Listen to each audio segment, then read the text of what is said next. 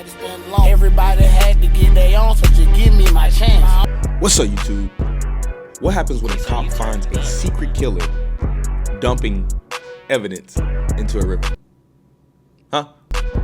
Let's get into today's video. Make sure you like, make sure you comment, and make sure you subscribe. And I'm not gonna waste any time. Let's get straight into today's video. Who are you? Stop right there. Go ahead and stop right there. This Idaho state officer is pointing his flashlight at 70-year-old Alan Bruce. He has no idea that the man he just ran into was in the middle of dumping human body parts in a nearby river after murdering, dismembering, and meticulously covering up the crime scene. Okay, so what are you doing? Got a bookkeeping problem going on down here, and I just want to make sure you weren't snack eyes. All right, so you're just trying to keep an eye on stuff then? Yeah, excuse me for if I got you excited. All right. After Alan walks away, it would take investigators days to discover exactly what he dumped in the river, leading them through a twisted maze of misleading clues and disturbing discoveries, and what might be the worst crime these small-town officers will ever uncover.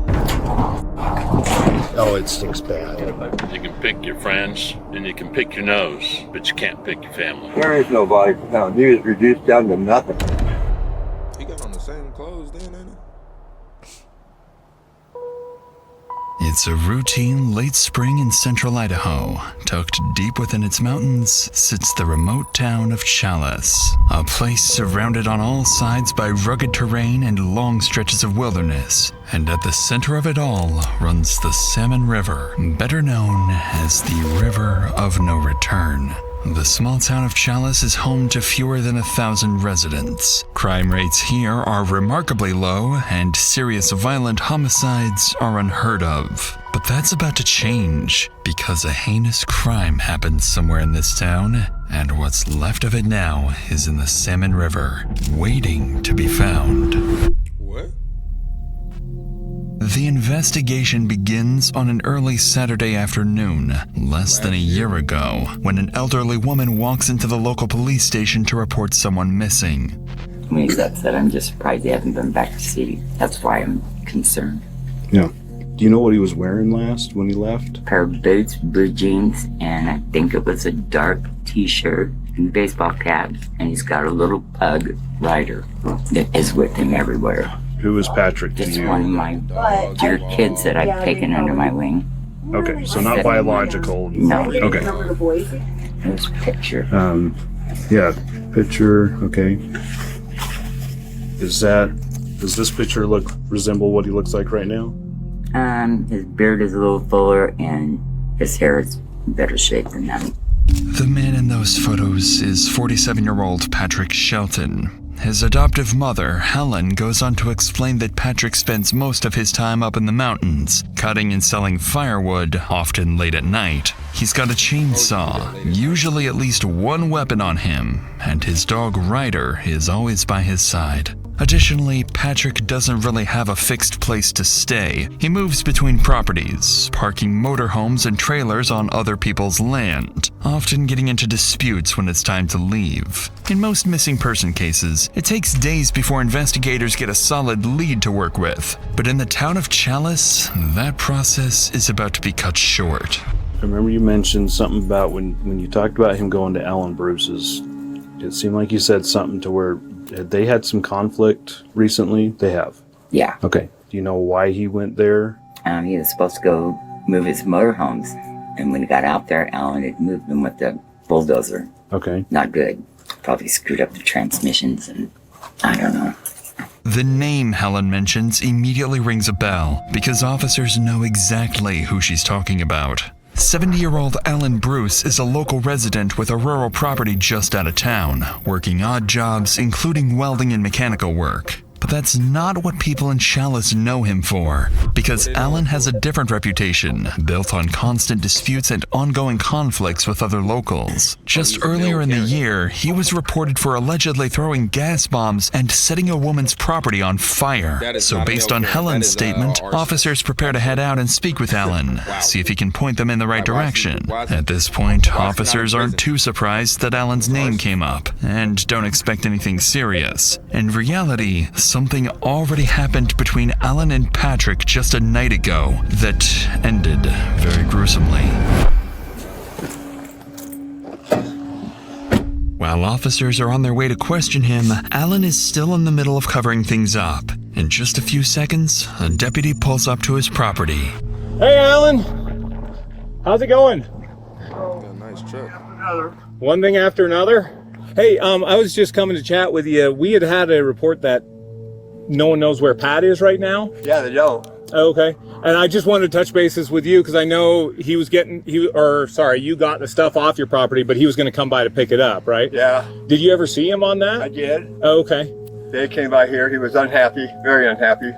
Okay, but it was just all kind of verbal argument or something, or he was just, okay. And he went and got his stuff then, or? Well, he still has some stuff here.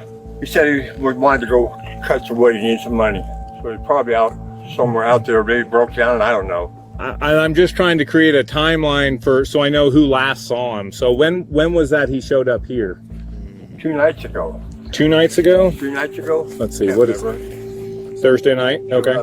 In the middle of the conversation, the deputy notices something off about Allen's demeanor. His responses are short, controlled, almost rehearsed. But as the deputy continues asking questions, things start to feel even more strange. And then, did he hang around here long, or did he just go right over? Back and forth. Back and forth? Uh-huh. Coming back onto the property? Yeah. Does he still stab stuff here then? He does. Oh, They okay. get it all out. Oh, okay. Like that shed, that wooden shed is his. Yeah. Ain't that his trailer? Oh, okay. The tires That's in his it. trailer right And there. you can see Or, there's I mean, a pickup mobile rack home. just over that Ford. Oh, just the steel there Yeah, the poking steel- up? steel Oh, that's okay. his.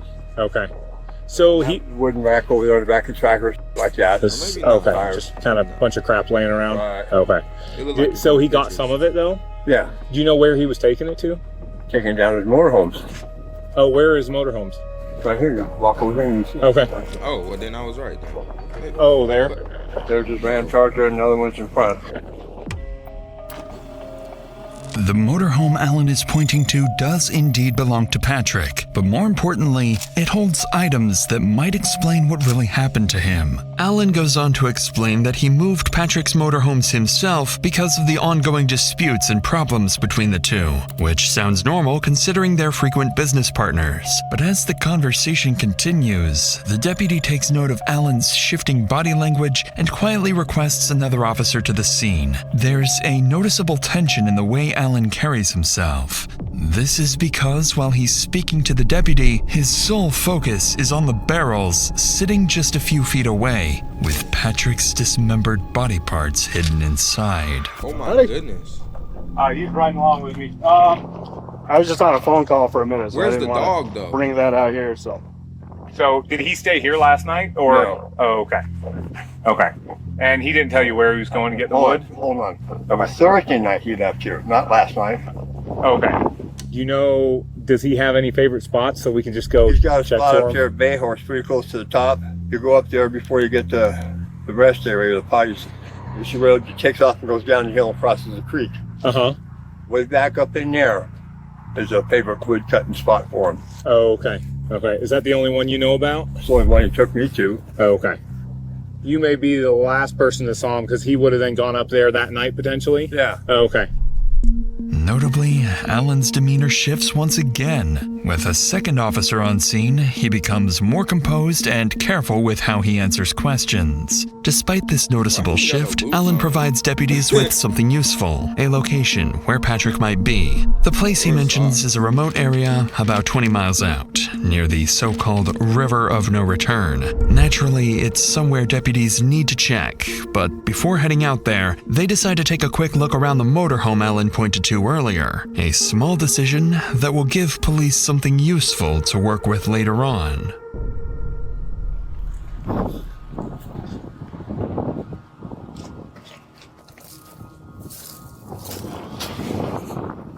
The doors are ratchet strapped closed. Looks like it's cut. Are these your footprints? No. Maybe take a photo of those. Yeah, that one looks open. That looks... I think it looks cut. If that is a deadbolt, but that's an additional. I'm assuming Alan had to access it to put it in neutral. Technically, you could be looking at unlawful entry. Clearly, the locks have been tampered with, consistent with Alan's explanation that he moved the motorhome himself. It's a small detail, but one that could give officers grounds to detain him later on, depending on how this unfolds. But without a warrant, officers can't search inside the motorhome, so they step back, leave the scene, and head towards Big Hill, where Patrick might be. At this stage, there is still no confirmed crime. Alan has been forthcoming, and nothing directly points to anything serious just yet. But by the end of this night, police will have more than one suspect on their hands, and what might be the worst crime this town will ever see. But before we get to that, it's important to note that cases like these can affect the mental health of both the officers and the innocent people involved, and stressful situations in everyone's life can often have the same effect. I hit a point where trying to move on wasn't working, and I didn't really have anyone I could talk to without feeling like I was a burden or worrying about how they'd react or what they'd think. And that's when I realized having get 10% off your first month. With that said, let's get back to the video.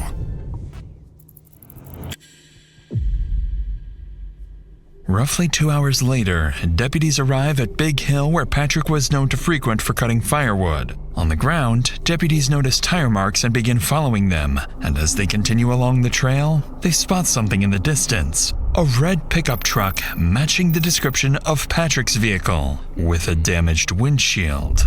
Hello? His windshield is back. Yeah, I think that's normal. I believe so. Hey, Pat! Pat! Pat, it's Cusco County Sheriff's Office! Can you hear us? Dog's in the seat. Alive? What was the dog's name? Ryder. Ryder, buddy. Ryder. It awake? No, it's not moving. Oh, Dog's been in here a while. no. He's messed himself. Oh, he's moving. Yes. It's definitely a he, by the way. Hi, baby. Yeah. I'm here, okay. We're gonna get you some water, okay?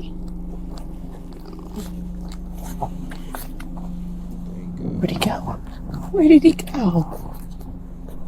Miraculously, Patrick's dog Ryder is still alive after 2 full days, but he's severely dehydrated. As deputies pull Ryder from the vehicle and give him water, they notice something else. Patrick's chainsaw is missing from the truck, suggesting he might still be somewhere nearby. And while they discuss their next steps, Ryder suddenly begins reacting to something in the air. Dogs like Ryder have a sense of smell up to 100,000 times more powerful than humans, comparable even to trained police canine units. Wow. Without realizing it, officers have stumbled onto their strongest lead yet, and Ryder might guide them directly towards the answer they're looking for. Poor buddy. What's up? I'm glad he's okay. No. So that makes me think he could be down lower if he would, because his chainsaw's not here. Yeah. He always has his Go down for a chainsaw. walk? I'm thinking so. I'll go with you. I kind of want to walk down there and see if his behavior still points that way. Right. Let's walk him. Come on.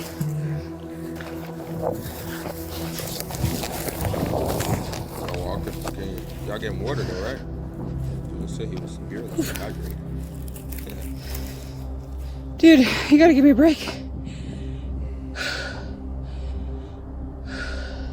We can't go down that. That is a completely down. There is no angle to that. I'm arguing with a dog. As luck would have it, the dog picks up a scent, but can't pinpoint a specific location. The reason for that is something officers haven't realized yet, because there is no single place where Patrick might be. He's already been dead for 2 nights, dismembered with his own chainsaw, and scattered across the very mountains deputies are now searching. Some of his remains are already floating down the river of no return, just 20 miles from where they're standing.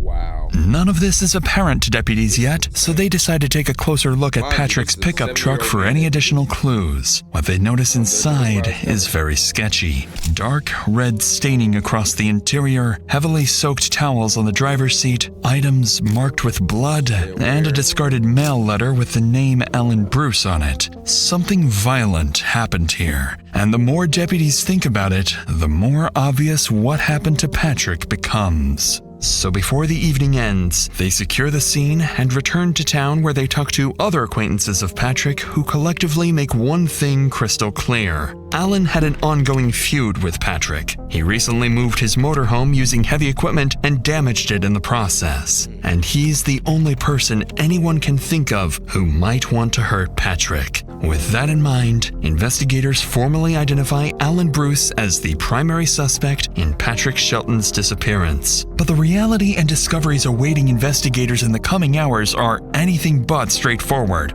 as they'll soon find themselves investigating more than one suspect. For the time being, though, search warrants are requested for both properties, and Idaho State Police are called in, bringing in a team of experienced detectives. However, as the multi-agency effort is underway, someone in town is simultaneously running their own homicide cover-up operation.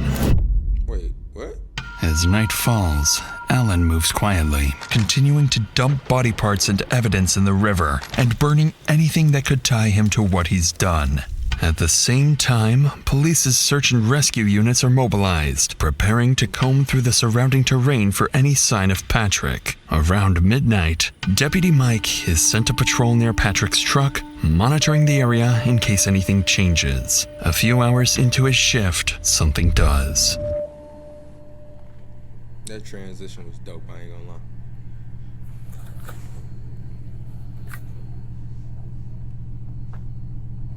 Who are you?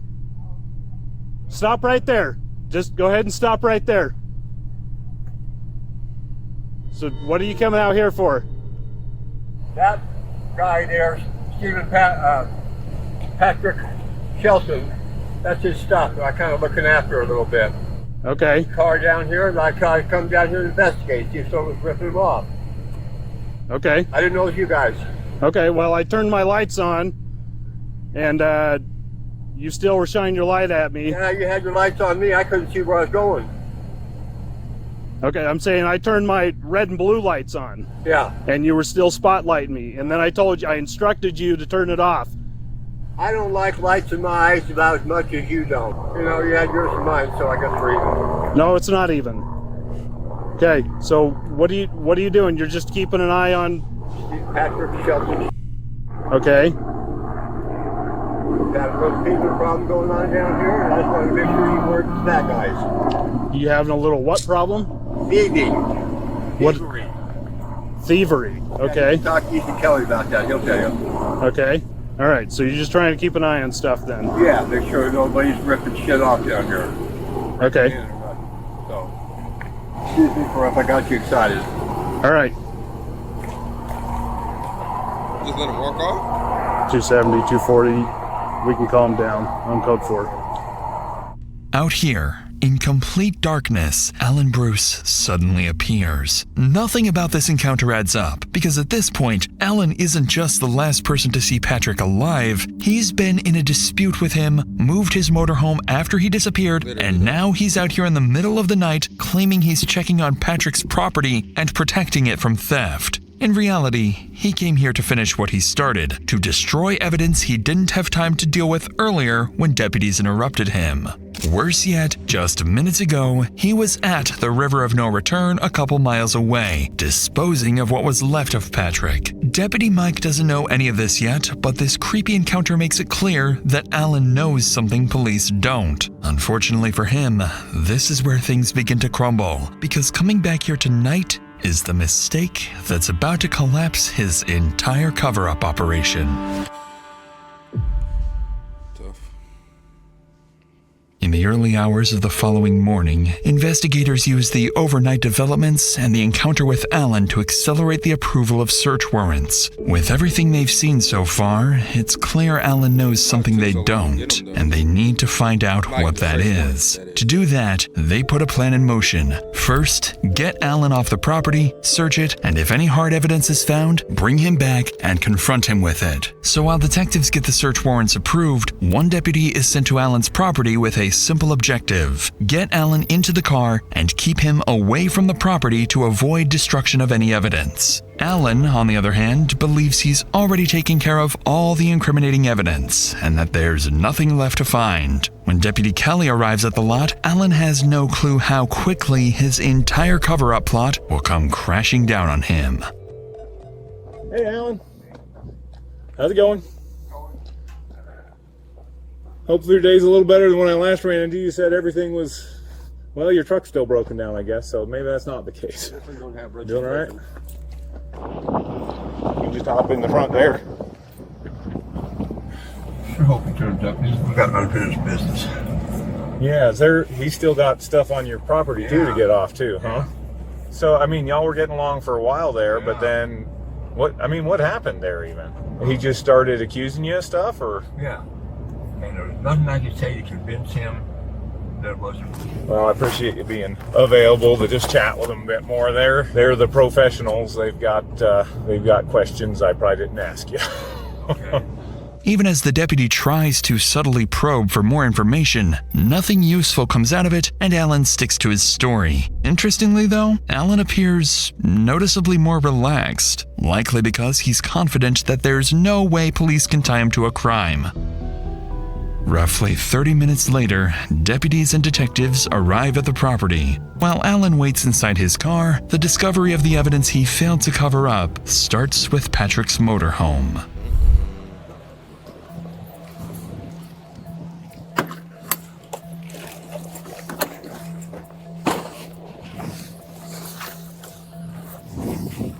Sheriff's office. Make yourself known.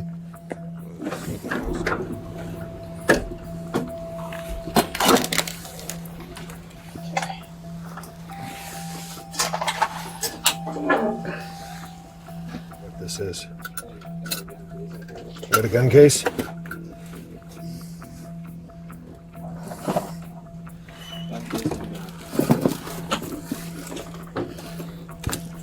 Patrick's empty gun box is consistent with earlier statements that he always keeps a firearm with him. The problem is, that gun is nowhere to be found in the motorhome, and it was never found in his pickup truck the previous day. With Patrick's motorhome cleared, officers move over to Alan's property. Alan owns multiple structures and vehicles on the lot, and after clearing a few of them, deputies find no obvious signs of a crime. It seems like Alan's cover-up operation is successful so far, but that begins to change as deputies notice something unusual lingering across parts of the property.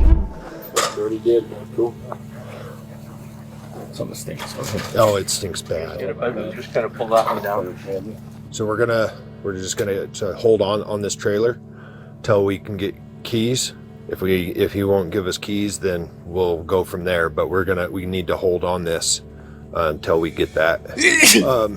Probably in that freshly moved. Do we want to call out the cadaver dog? Let's go ahead and do it while we're here. We've got it cleared. It might be the best way to get something to hold him.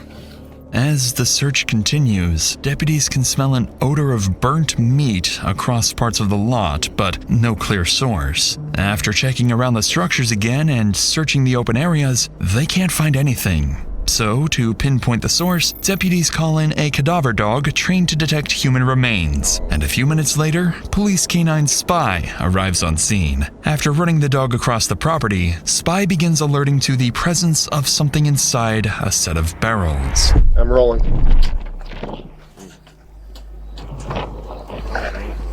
Clean that up. Okay, so let's start looking, yeah. Yeah. No, we got our window. In a burned box. Ah. Latex gloves, windows. And doggy treats. I'm gonna get a backed up picture. Inside the barrel, officers begin to uncover what Alan tried to hide. Broken window glass of a car consistent with a bullet impact, latex gloves, and traces of blood on the filter of a vacuum cleaner. After searching other barrels, officers find night vision binoculars, Patrick's baseball cap marked with blood, and most concerning of all, bone fragments and suspected human remains on multiple pieces of clothing. Additional items are recovered as well, including ammunition and magazines, but no firearms, suggesting the weapons may have been moved or hidden somewhere else. Among the findings, detectives note the missing firearms, the lack of any intact remains, and the speed at which the scene appears to have been cleaned, something particularly peculiar, leading them to consider that Alan may not have acted alone.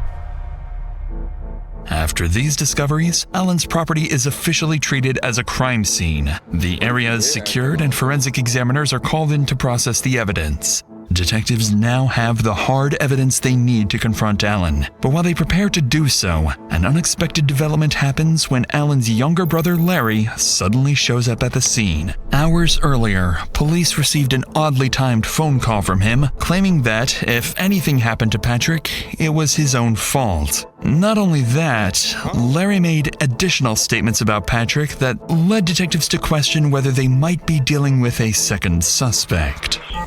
He's been stealing shit of my brother's, and he said Pat's threatened him and waved a big-ass gun at him. Somebody else said that he's a straight-up thief.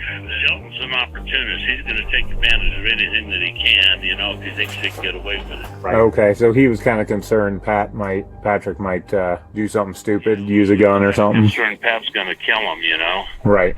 On the call, Larry made it clear that Patrick was the aggressor and the one who had been threatening Alan, leading investigators to suspect he might know more than what he shared on the phone. So naturally, their suspicions rise when he arrives at the search warrant scene unannounced. Once detectives begin speaking with him, Larry seems confident he can prove that Patrick was the problem. Howdy. How's it going? And you are? I'm Alan's brother. Okay, I'm Sergeant Tuttle with the State Police. So obviously, your brother got himself in a lot of trouble.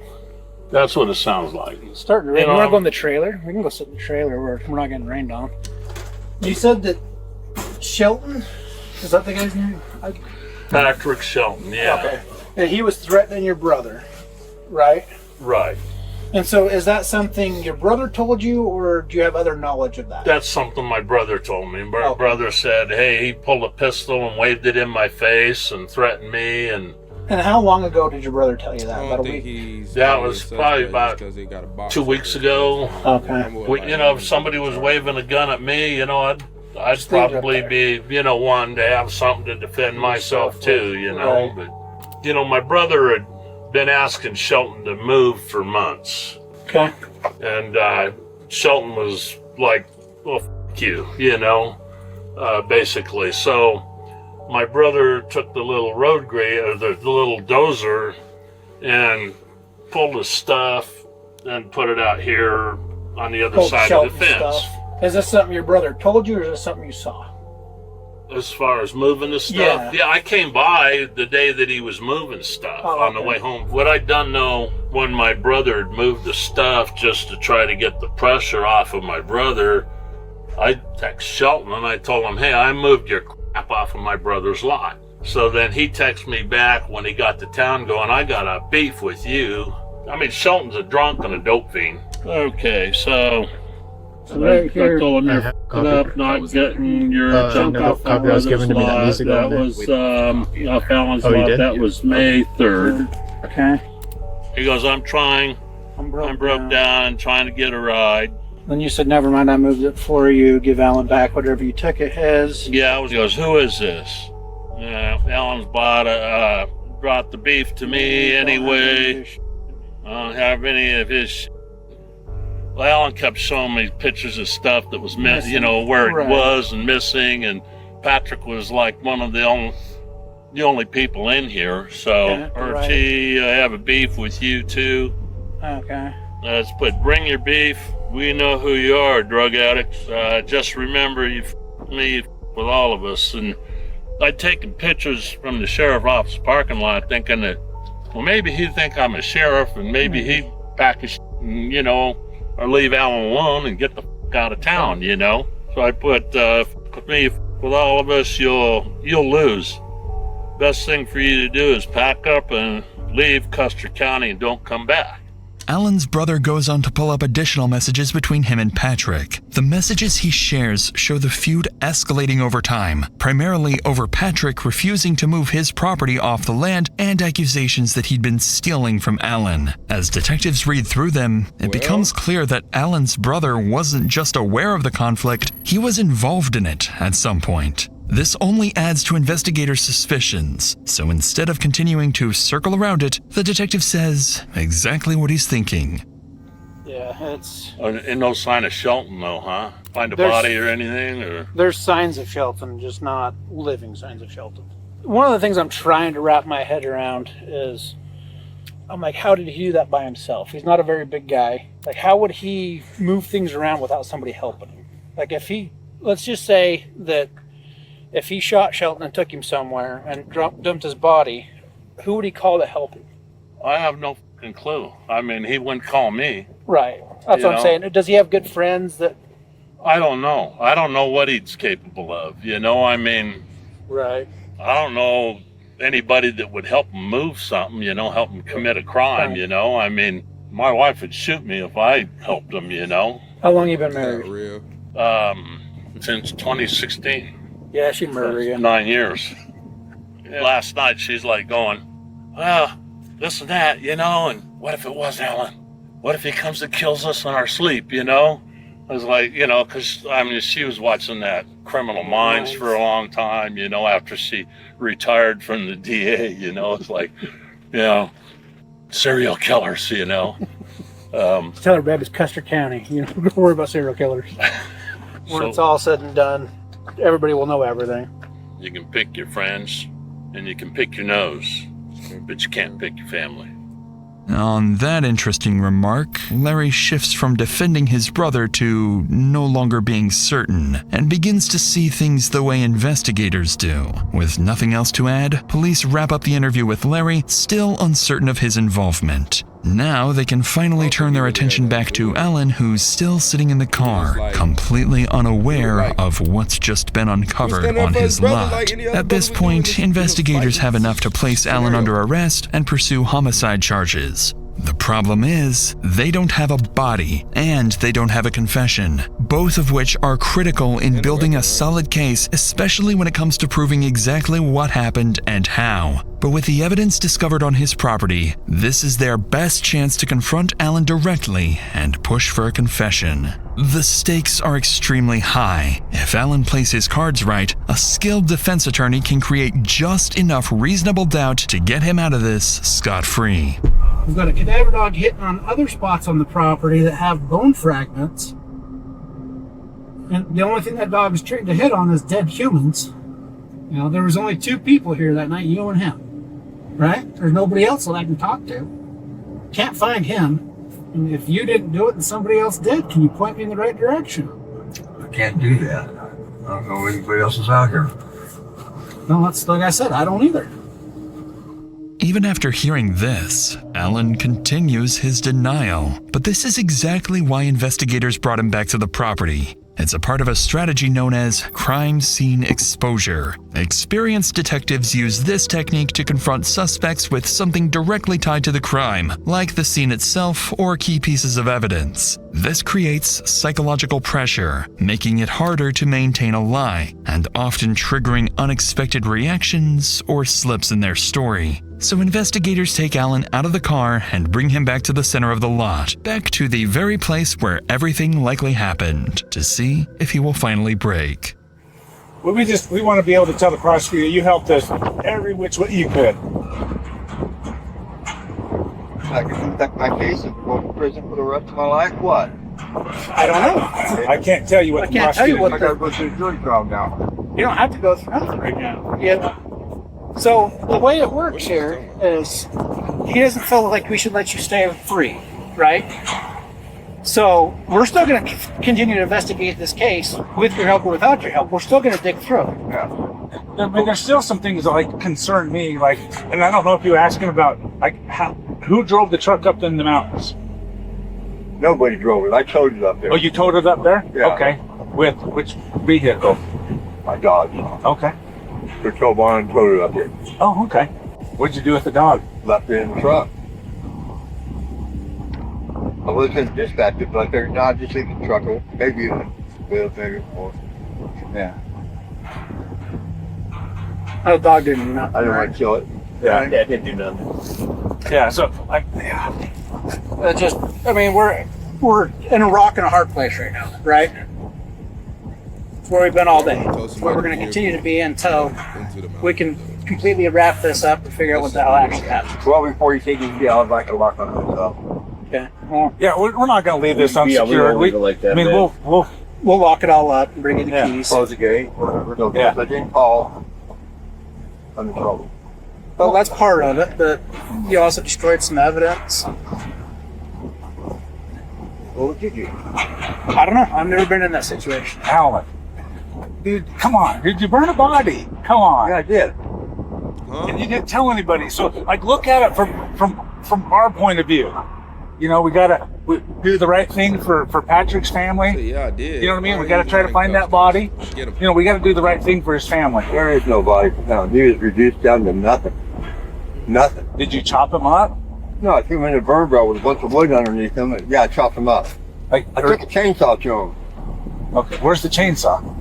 It's gone. It's Found gone. Did you throw it in the river? I got rid of it. Believe me, I burned it.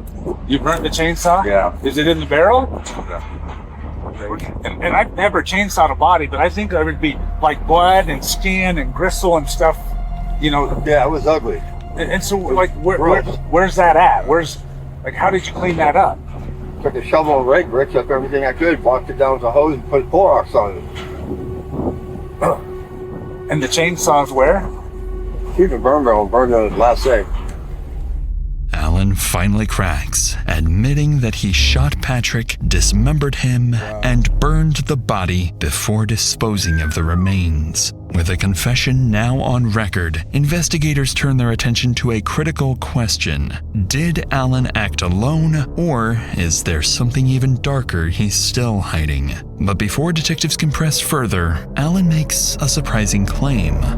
He came up with that pistol. We're going to do it.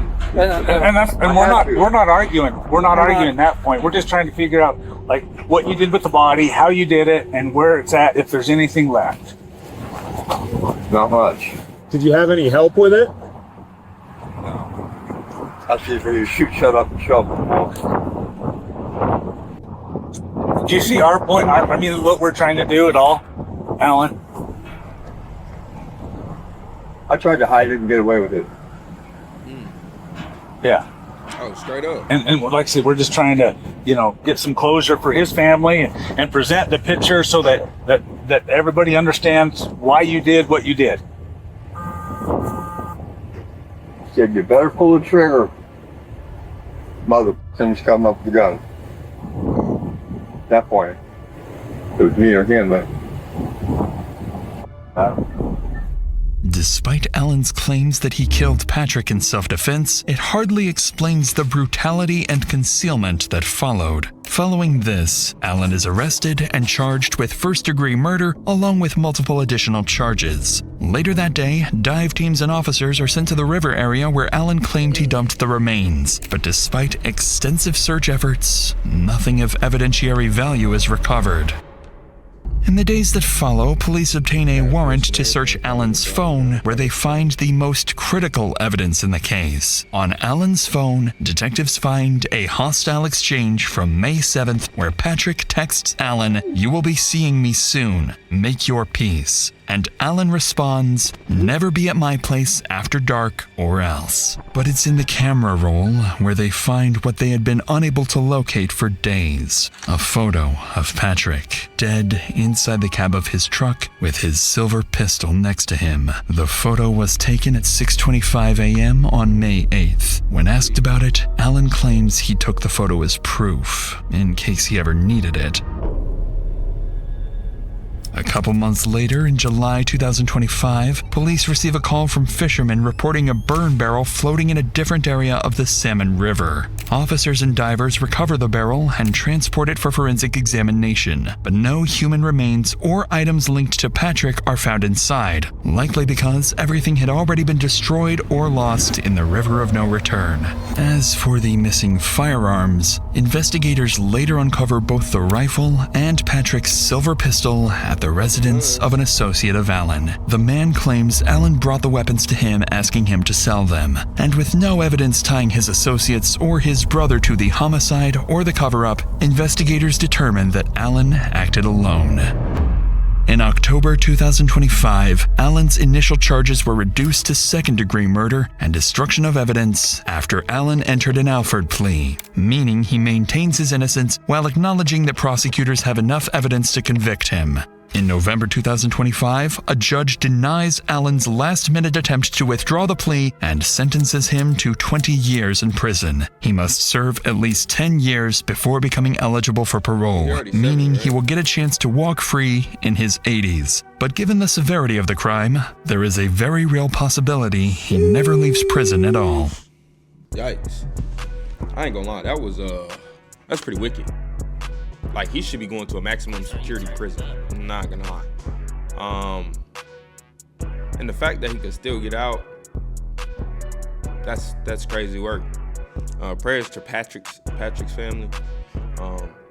If you enjoyed today's video, go ahead and leave that like, subscribe, and comment for me.